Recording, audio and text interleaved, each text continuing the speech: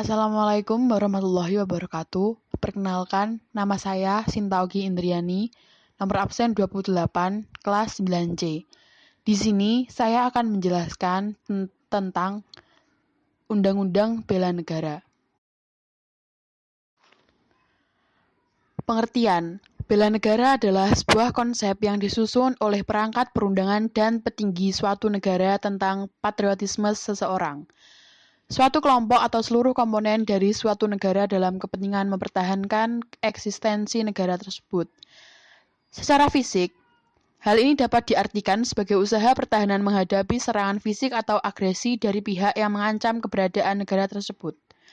Sedangkan secara non-fisik, konsep ini diartikan sebagai upaya untuk serta berperan aktif dalam memajukan bangsa dan negara, baik melalui pendidikan, moral, sosial, maupun peningkatan kesejahteraan orang-orang yang mengusung bangsa tersebut. Sejarah bela negara. Kota Bukit Tinggi semula merupakan pasar pekan bagi masyarakat Agam Tuo. Kemudian, setelah kedatangan Belanda, kota ini menjadi kubu pertahanan mereka untuk melawan kaum Padri. Pada tahun 1825, Belanda mendirikan benteng di salah satu bukit yang dikenal sebagai Benteng Fort de Kock, sekaligus menjadi tempat peristirahatan officer-officer Belanda yang berada di wilayah jajahannya. Pada masa pemerintahan Hindia Belanda, kawasan ini selalu ditingkatkan perannya dalam ketatanegaraan. Bukit Tinggi dijadikan sebagai pusat pengendalian pemerintahan militernya untuk kawasan Sumatera, bahkan sampai ke Singapura dan Thailand. Kota ini menjadi tempat kedudukan Komandan Militer ke-25 Kempetai di bawah pimpinan Mayor Jenderal Hirano Toyoji.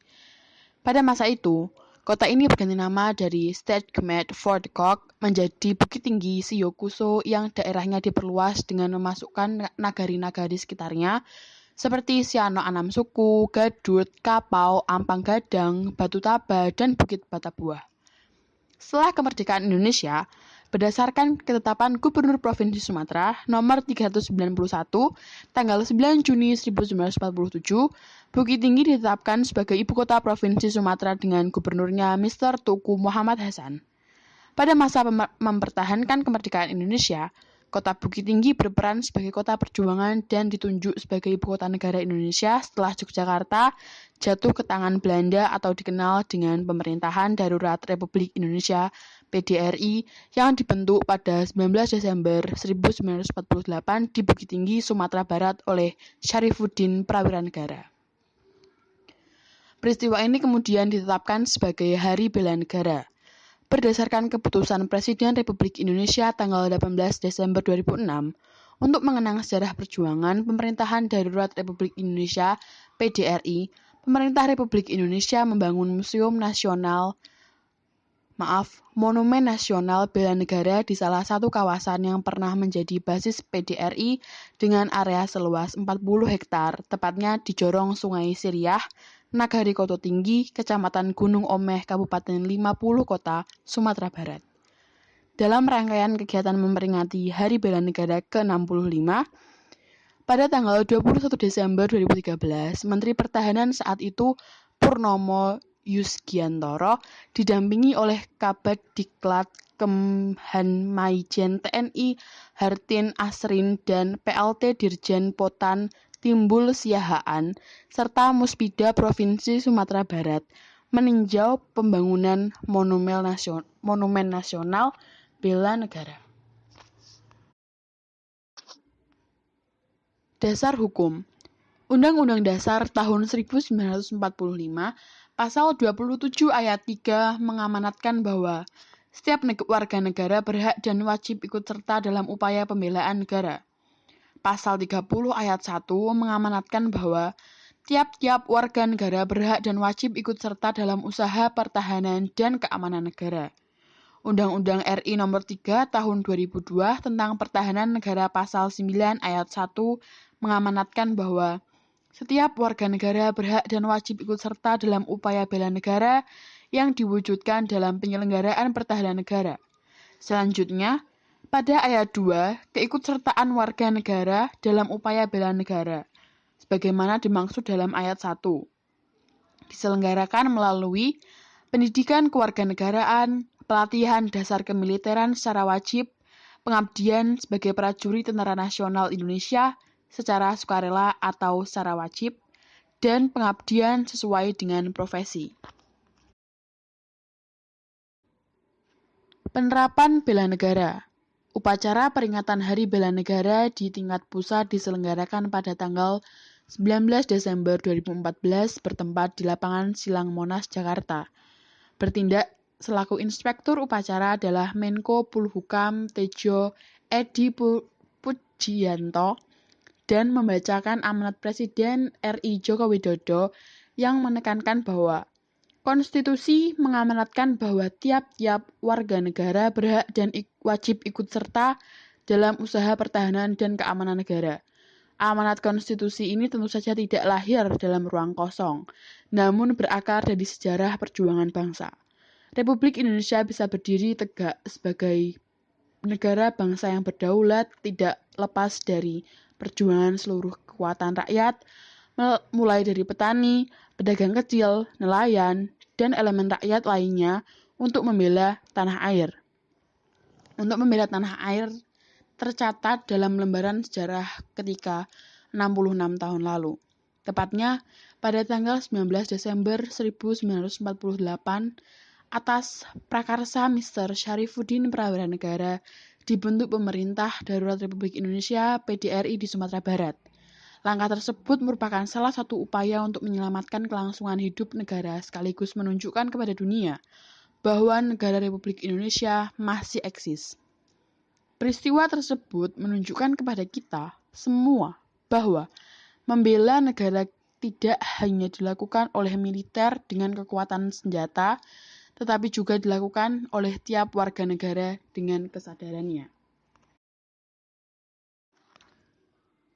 Kebijakan Umum Pertahanan Negara 2015-2019 menghadirkan kembali negara untuk melindungi segenap bangsa dan memberikan rasanya aman pada seluruh warga negara Indonesia melalui politik luar negeri bebas aktif, keamanan nasional yang terpercaya, dan pembangunan pertahanan negara trimarta terpadu yang dilandasi kepentingan nasional dan memperkuat jati diri sebagai negara maritim.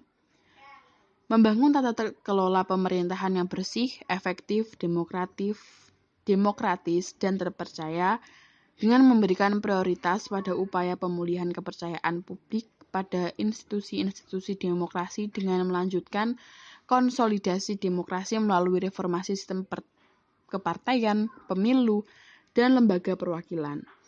Membangun Indonesia dari pinggiran dengan memperkuat daerah-daerah dan desa dalam kerangka negara kesatuan.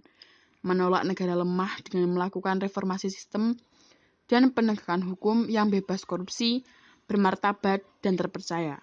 Meningkatkan kualitas hidup manusia Indonesia melalui peningkatan kualitas pendidikan dan pelatihan dengan program Indonesia Pintar, serta peningkatan kesejahteraan masyarakat dengan program Indonesia Kerja dan Indonesia Sejahtera, dengan mendorong land reform dan program kepemilikan tanah seluas 9 hektar. Program rumah kampung deret atau rumah susun murah yang disubsidi serta jaminan sosial untuk rakyat di tahun 2019. Peningkatan produktivitas rakyat dan daya saing di pasar internasional sehingga bangsa Indonesia bisa maju dan bangkit bersama-sama bangsa-bangsa Asia lainnya. Mewujudkan kemandirian ekonomi dengan menggerakkan sektor-sektor strategis ekonomi domestik, melakukan revolusi mental karakter bangsa melalui kebijakan penataan kembali kurikulum pendidikan nasional dengan mengedepankan aspek pendidikan kewarganegaraan yang menempatkan secara proporsional aspek pendidikan seperti pengajaran sejarah pembentukan bangsa, nilai-nilai patriotisme dan cinta tanah air, semangat bela negara dan budi pekerti di dalam kurikulum pendidikan Indonesia, memperteguh kebinekaan dan memperkuat restorasi sosial Indonesia melalui kebijakan memperkuat pendidikan kebinekaan dan menciptakan ruang-ruang dialog antar warga negara. Contoh bela negara. TNI atau Tentara Nasional Indonesia merupakan sebuah kesatuan prajurit yang tergabung dalam angkatan perang yang dimiliki oleh pemerintah Indonesia. TNI terbentuk pada tanggal 5 Oktober 1945 dengan nama Tentara Keamanan Rakyat atau TKR, yang kemudian berganti nama menjadi Tentara Republik Indonesia TRI, dan selanjutnya berganti lagi menjadi Tentara Nasional Indonesia TNI. Dalam menjalankan tugas dan kewajibannya, TNI dipimpin oleh seorang panglima dan organisasi ini terbagi dalam 3 angkatan, yaitu TNI Angkatan Darat yang dipimpin oleh Kepala Staf Angkatan Darat, TNI Angkatan Laut yang dipimpin oleh Kepala Staf Angkatan Laut, dan TNI Angkatan Udara yang dipimpin oleh Staf Angkatan Udara. Sedangkan Polri merupakan Kepolisian Nasional Negara Indonesia yang memiliki tanggung jawab langsung di bawah seorang presiden, yaitu menjaga keamanan dan ketertiban dalam masyarakat.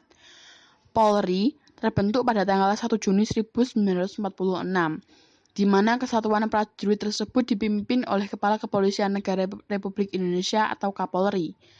Polri merupakan organisasi yang memiliki susunan jenjang berdasarkan wilayah administrasi pemerintahan sipil, yaitu di tingkat pusat markas besar Polisi Republik Indonesia Mabes Polri, di tingkat provinsi kepolisian daerah Polda, di tingkat kabupaten kepolisian resort kota besar Polrestabes, kepolisian resort kota Polresta, kepolisian resort kabupaten Polres, di tingkat kecamatan kepolisian sektor kota Polsekta, kepolisian sektor Polsek. TNI dan Polri pernah tergabung dalam satu kesatuan yang dinamakan Angkatan Bersenjata Republik Indonesia (ABRI). Penggabungan tersebut terjadi pada masa berjalannya demokrasi terpimpin hingga pada masa Orde Baru. Namun, akhirnya kedua organisasi tersebut pun terpisah. Hal tersebut sesuai dengan ketetapan MPR nomor 6. MPR tahun 2000 dan nomor 7 MPR 2000 tentang peranan TNI dan Polri. Demikian yang telah saya sampaikan. Mohon maaf apabila terlalu panjang dan ada salah kata. Sekian, wassalamualaikum warahmatullahi wabarakatuh.